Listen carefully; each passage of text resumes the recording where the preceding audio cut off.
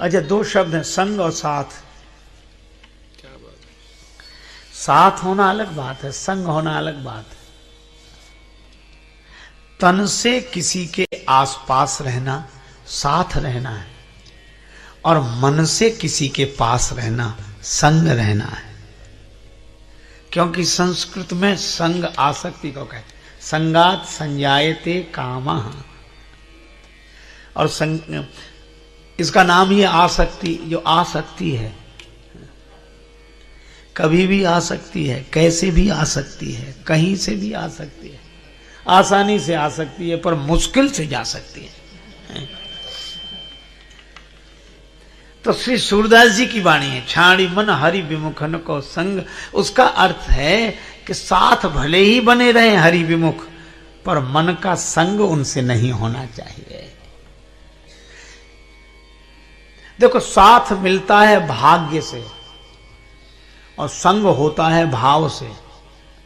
भाग्य बदले न बदले, पर भाव बदला रहे तो जीवन धन्य हो जाए। इसीलिए हमेशा। अच्छा, और भगवान ने क्या किया? भगवान नगर ही छोड़कर चले गए।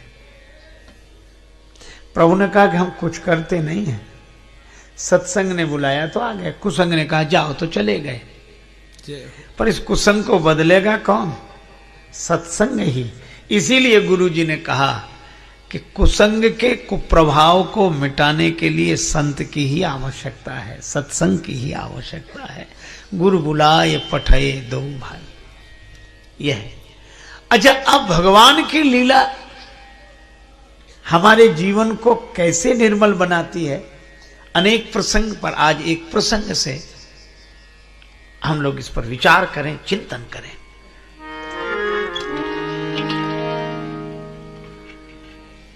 महाराज दशरथ के मन में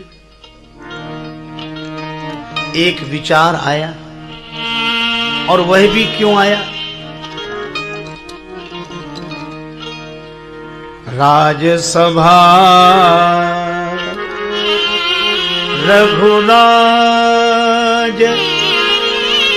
विराजा,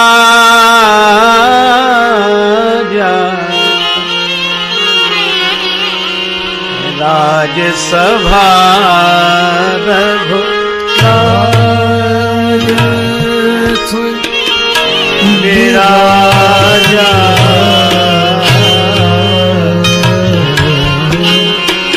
राजसभा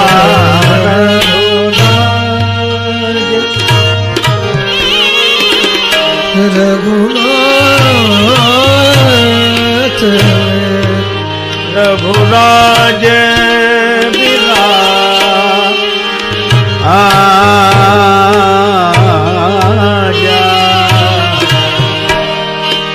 राजसभा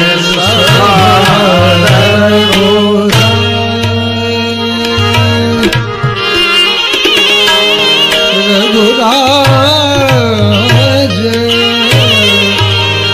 विराजा, सभा रघुराज रघुराज। राज्यसभा में अयोध्या अधिपति महाराज दशरथ विराजमान हैं।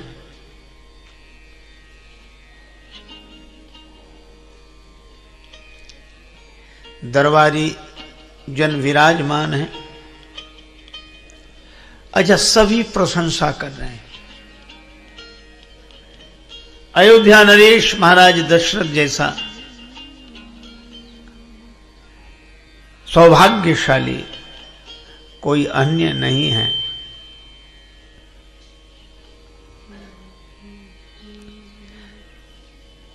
कुछ लोग महाराज की प्रशंसा करते हुए भी कह रहे हैं कि अयोध्याधिपति आप जैसे तो आप ही हैं, आप बड़े महान हैं, आप जैसा महिमामय महिपाल कोई दूसरा हुआ ही नहीं। इस तरह की चर्चाएं जो प्रायः दरबारी लोग करते हैं, वे भी कर रहे थे। पर आश्चर्य है कि उसी समय महाराज दशरथ ने दर्पण उठाया और अपना मुख देखने लगे। राय सुभान मुकुर कर लीना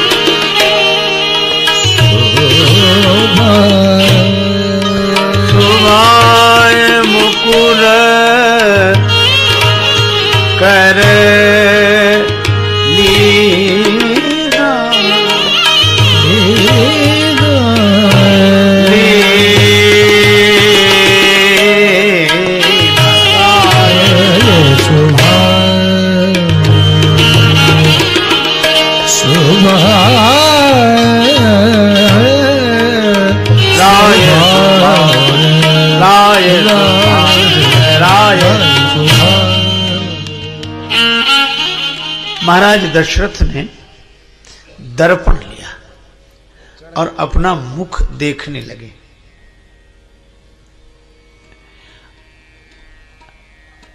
श्री रामचरितमानस के एक अनोखे मर्मज्ञ मनीषी का भाव है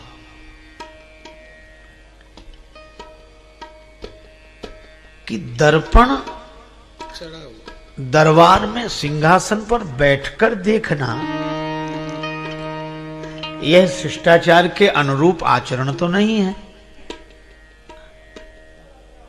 अच्छा, जैसे हम लोग कथा में आए, तैयार होकर आए, वस्त्र धारण किए, तो दर्पण देखकर ही तो आए होंगे। और वहां कोई दर्पण देखकर सभा मंडप में आए, कक्ष में दर्पण देखकर सभा मंडप में आए तो अनुचित नहीं है, किंतु कक्ष का काम सभा मंडप में आके करे, यहां बैठकर फिर दर्पण निकाले और अपना चेहरा देखे, तो लोग यही कहेंगे कि ये सभा में तो बैठे पर सभ्य नहीं है, शिष्टाचार के अनुरूप आचरण नहीं है। ये दर्पण वहीं देख कर आना चाहिए था, यहां क्यों देख रहे? पर महाराज दशरथ जैसे विवेकी पुरुष सिंहासनासीन हैं और उस समय दर्पण में अपना मुख देख रहे हैं, तो यहां कुछ विशेष बात है। यह कथा हम लोगों को उपदेश देती है और संदेश देती है। वह यह है कि जब हम किसी विशिष्ट पद पर बैठे होते हैं, विशेष उपलब्धि को उपलब्ध होते हैं, तो प्रशंसकों से घिर जाते हैं।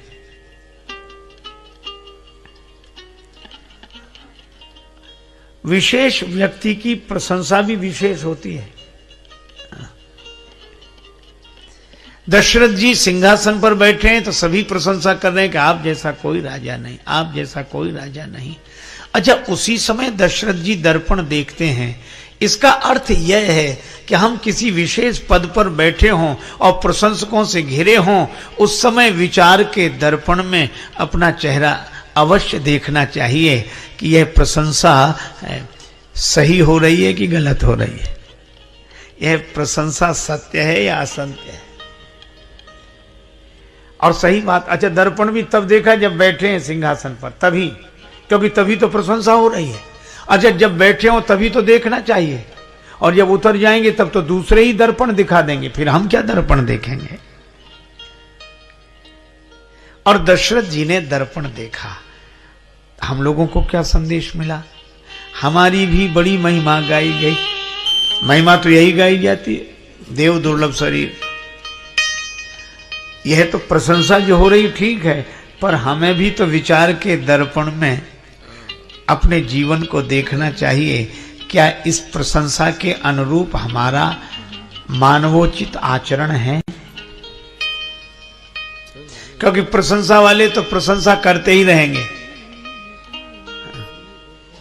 अच्छा, अद्भुत आश्चर्य, दशरथ जी ने दर्पण देखा तो पता लगा कि उनका मुकुट टेढ़ा हो गया है। मुकुट, राज्य मुकुट टेढ़ा हो गया है, लगभग गिरने की स्थिति में है। अच्छा, अब आप देखो, मुकुट गिरने की स्थिति में है और प्रशंसा करने वाले प्रशंसा करते जा रहे हैं।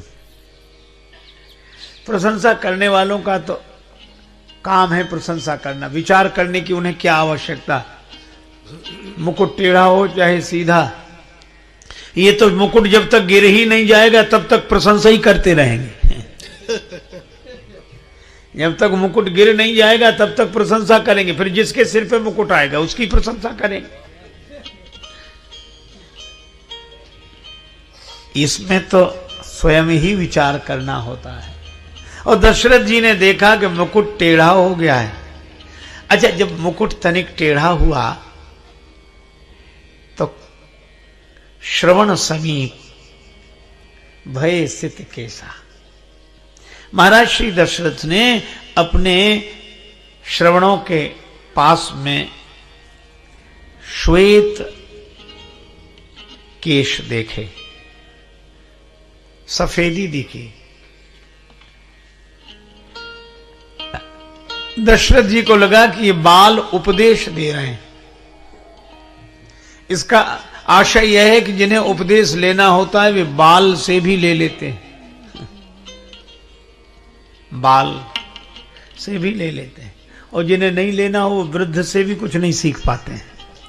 जय हो, जय हो।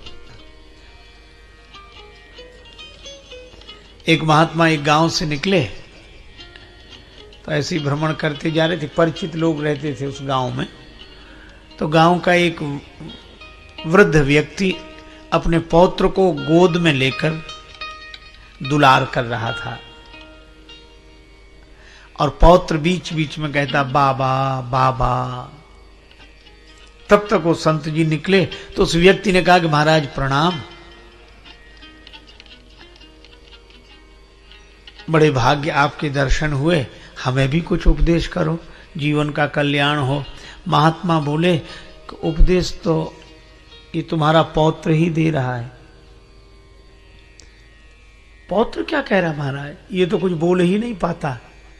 कहा कि बस वो जितना बोल पाता है उतना ही काफी है। बाबा कह रहा है, बाबा बाबा। महात्मा बोले इस शुद्ध तोतली बोली पर कुछ तो मन में शर्माओ, नाती कान लगे बाबा, अब तो बाबा हो जाओ।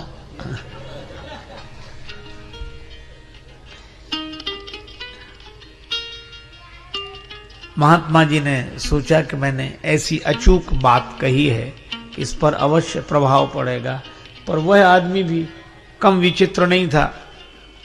वह कहने लगा कि महाराज हम तो रोज सोचते हैं कि बाबा हो जाए।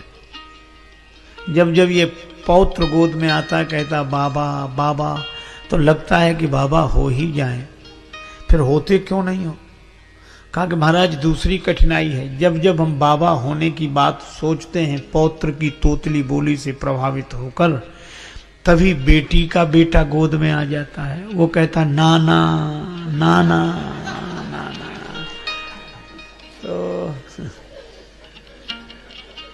अब जिन्हें उपदेश ग्रहण करना ही नहीं है, पर महाराज दशरथ बाल से भी उपदेश ले लेते हैं।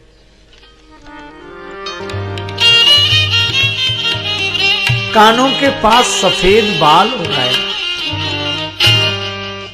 यह कब दिखाई पड़ा, जब दर्पण देखा।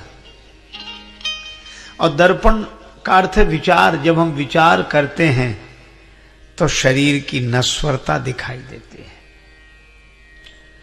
ये सफेद बाल कान के पास ही सबसे पहले क्यों आए? दशरथ जी को लगा कि ये बाल कुछ बोल रहे हैं, क्या बोल रहे हैं?